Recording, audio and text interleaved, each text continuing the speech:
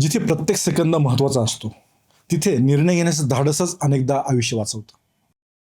तू असं अचानक एक दिवस तुझ्या हॉस्पिटलला कोविड हॉस्पिटल म्हणून कन्वर्ट केलं. That was very bold decision. म्हणजे असं होतं की त्यावेळेस सरकारला सुद्धा माहित नव्हतं कोविडमध्ये काय केलं पाहिजे आणि that was very panic situation. Battles a ferocious second wave of coronavirus described by Prime Minister Narendra Modi.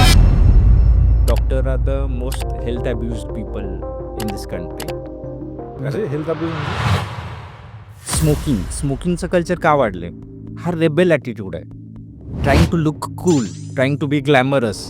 हे जोपर्यंत आपण डिवाइड नाही करत आहे की glamorous is waking up at 5 AM, glamorous is being. Patient आलेला होता, he was I think 100+ kg weight आणि he had a leg injury, ज्याच्यासाठी तो जनरल प्रॅक्टिशनरकडं ड्रेसिंग आणि ह्या गोष्टी करत होता. तर he suddenly started becoming breathless.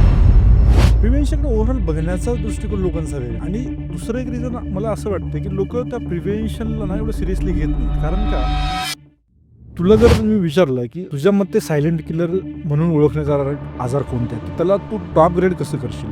I think silent किलरमध्ये बरेचसे आजार येतात, पण टॉप ग्रेड करताना मी असं बोलेन की